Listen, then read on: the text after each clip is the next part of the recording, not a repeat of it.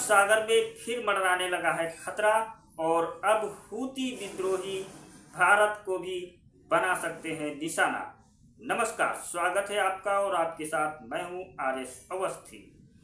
दुनिया के सबसे व्यस्त समुद्री रास्तों में से एक अरब सागर एक बार फिर खौफ, खतरे और हिंसा के साये में आ गया है और इस बार केवल इजराइल नहीं बल्कि भारत जैसे शांति प्रिय देश भी इसकी जद में है। जी हाँ, यमन के हूती विद्रोही जो अब तक इजराइल के खिलाफ अपने कथित जिहाद में व्यस्त थे, अब अपने मिशन का चौथा चरण शुरू करने जा रहे हैं और इसमें उन्होंने खुली चेतावनी दी है कि जो भी देश या कंपनी इजरायली बंदरगाहों से व्यापार करेगी उसे नष्ट कर दिया जाएगा।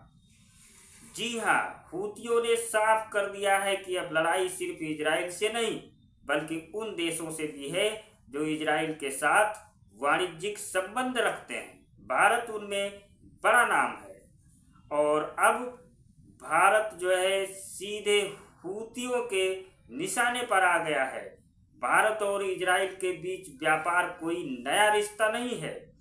दोनों देश लंबे समय से एक दूसरे के रणनीतिक साझेदार रहे हैं, खासकर रक्षा, तकनीक और कृषि जैसे क्षेत्रों में।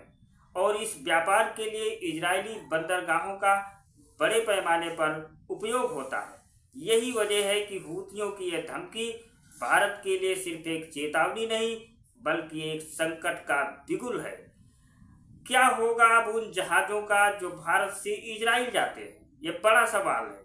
हूती प्रवक्ता ने टीवी पर खुले तौर पर कहा है, अगर कंपनियां हमारी चेतावनी को नजरअंदाज करेंगी तो उन जहाजों पर ऐसे हमले होंगे जिन्हें दुनिया कभी नहीं भूलेगी।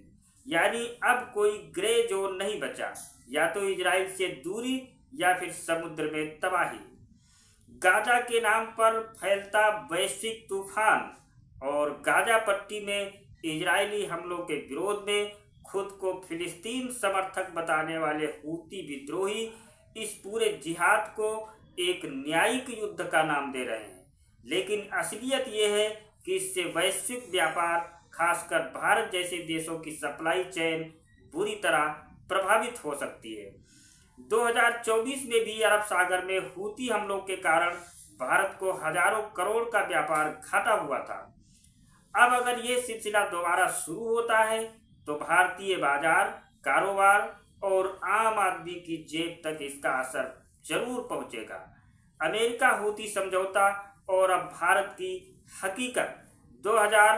मई 2025 में अमेरिका ने हूतियों से एक समझौता किया था जिसके तहत हमला बंद करने की बात हुई थी, लेकिन अब हूती कह रहे हैं कि हमने इजराइल को उस समझौते में कभी शामिल नहीं किया। यानी साफ है, जंग फिर से शुरू होने वाली है।